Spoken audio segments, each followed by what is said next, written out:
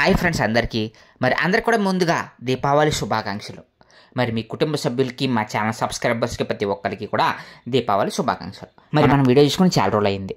So Deepavali అంటే ఏంటి అంటే సాధారణంగా మనకు గుర్తొచ్చేది ఏంటి? దీపావళి అంటే కొత్త బట్టలు వేసుకోవడం, క్రాకర్స్ కాల్చడం, ఫ్యామిలీతో కలిసి పిండి వంటలు వండుకుని హ్యాపీగా క్రాకర్స్ కలుస్తారు కదా. సో అలాగే దీపావళి వెనకాల ఉన్నటువంటి కథ ఏంటంటే మీరు ఏం చెప్తారు చెప్పండి?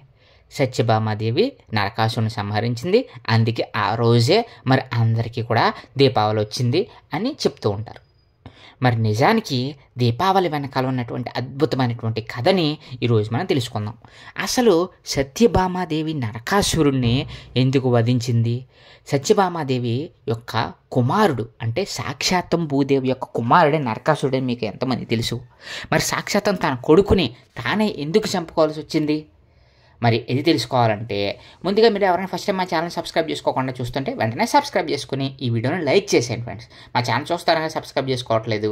అలాగే కామెంట్ సెక్షన్లో మీరు కామెంట్ చేయండి, దాని ద్వారా మాకు కూడా మంచిగా ఈ వీడియో ఎవరెవరు చూస్తున్నారనేది అర్థమవుతుంది. నరకాసురుడు అంటే రాక్షసుడు అనుకున్నాం కదా. రాక్షసుడు సాక్షాత్తం భూదేవి యొక్క కుమారుడు అని చెప్పాను కదా. అదేంటి రాక్షసుడు భూదేవికి ఎలా కొడుకయ్యాడు అంటే మీరు వరాహ అవతారంలోకి అయితే వెళ్ళిపోవాలండి.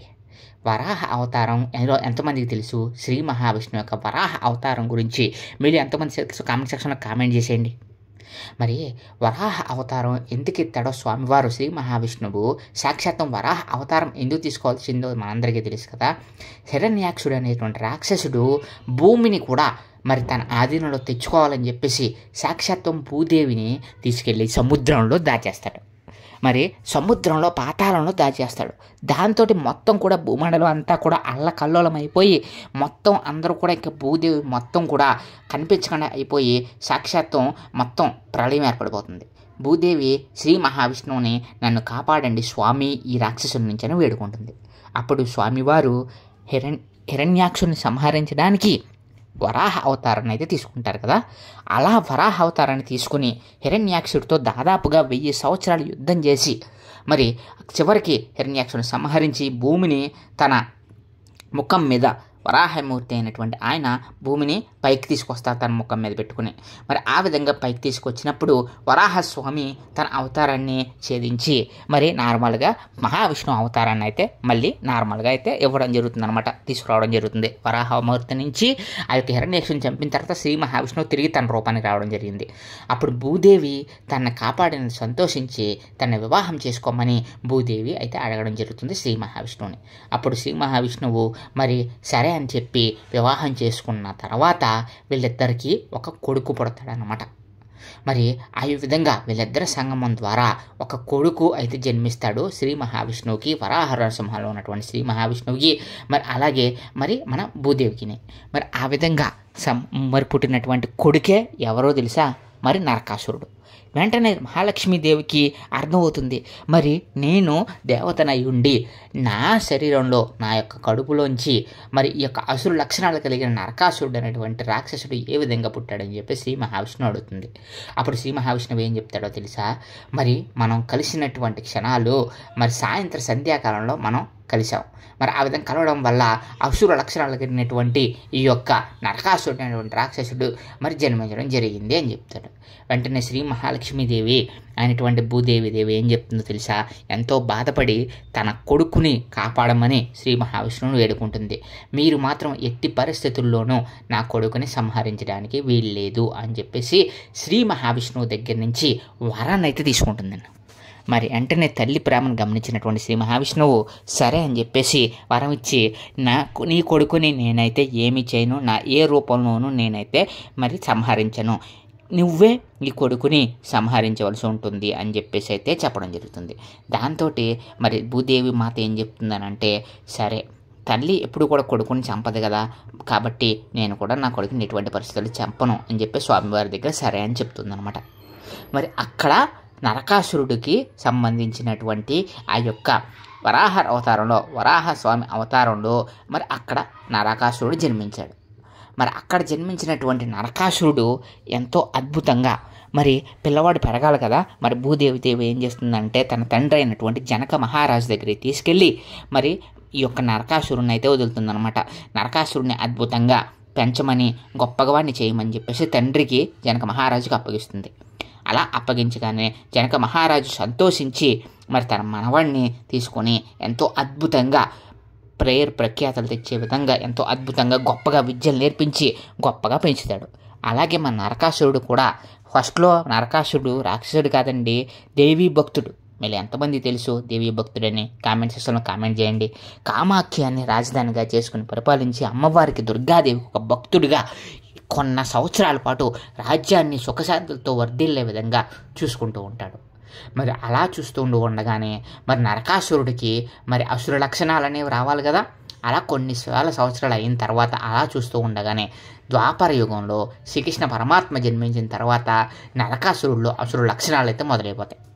ఎలాగంటే మరి పక్క రాజ్యంలో ఉన్నటువంటి బాణాసురుడు అనేటువంటి రాక్షసుడు మరి ఏం చేస్తాడనంటే నరకాసురుడికి గొప్ప స్నేహితుడు.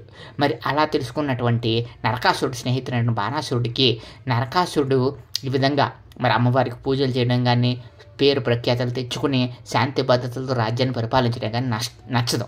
బాణాసురుడేమో మరి ఆడవాళ్ళంటే గిట్టదు, ఆడవాళ్ళని ఒక బానిసలుగా చేసుకుని ఒక ఆట బొమ్మల కింద మరి ఆడించాలనేటువంటి ఉద్దేశం కలిగిన బాణాసురుడు వచ్చి నరకాసురుడిని పూర్తిగా కూడా మార్చేస్తాడనమాట.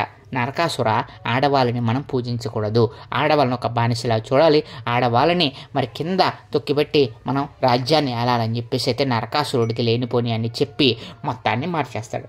చూసారా చెడు స్నేహం ఎంత ప్రమాదమో, చెడు స్నేహం అనేది ఎటువంటి ప్రమాదాలకు దారితీస్తుందో తెలుసు కదా. మరి ఇదే ఒక గొప్ప ఉదాహరణ అనమాట. మరి ఈ విధంగా నరకాసురుడిని మారిపోయిన తర్వాత నరకాసురుడు అసలైనటువంటి తన స్వరూపాన్ని చూపిస్తాడండి, నెగిటివిటీని చూపిస్తాడు, మొత్తం అందరినీ కూడా చంపేస్తాడు.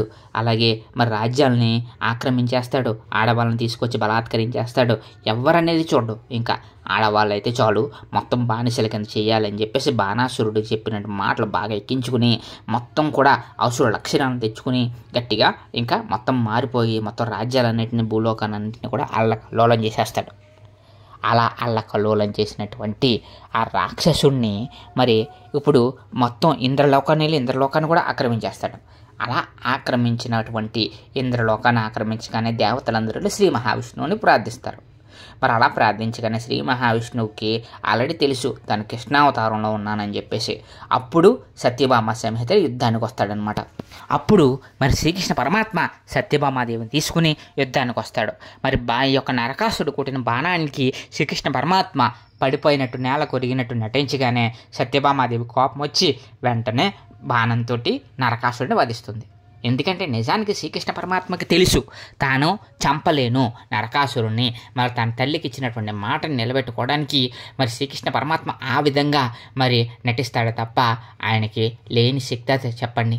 మరి ఆ మాట కట్టుబడి ఆయన నరకాసురుని శ్రీకృష్ణ పరమాత్మ సంహరించకుండా సత్యభామాదేవి చేత సంహరింపజేసి మరి ఆ యొక్క రాక్షసుడికి విముక్తి కలిగిస్తాడనమాట. మరి ఇది దీపావళి వెనకాల ఉన్నటువంటి అద్భుతమైనటువంటి నరకాసురుడు సత్యభామాదేవి కథ. మరి అలాగే లక్ష్మీదేవిని ఈరోజు అద్భుతంగా పూజిస్తారని అన్నాం కదా. లక్ష్మీదేవి పాల సముద్రం నుంచి ఉద్భవించినటువంటి రోజుగా కూడా దీన్ని చెప్తారు. అమావాస్య రోజునాడు దీపావళి అమావాస్య రోజున అమ్మవారు ఉద్భవించిందని చెప్తారు. అందుకే ఈరోజు విశేషంగా దీపావళి అమావాస్య రోజున లక్ష్మీదేవిని ఆరాధిస్తూ ఉంటారనమాట. మరి ఇదండి మరి లక్ష్మీదేవికి సంబంధించినటువంటి కథ, అలాగే దీపావళి వెనకాల ఉన్నటువంటి అద్భుతమైనటువంటి కథ. మీలో ఎంతమందికి ఈ వీడియో నచ్చిందో కామెంట్ సెక్షన్లో కామెంట్ చేసి మా ఛానల్ని సబ్స్క్రైబ్ చేసుకొని ఈ వీడియోని లైక్ చేసేయండి friends. Thank you so much.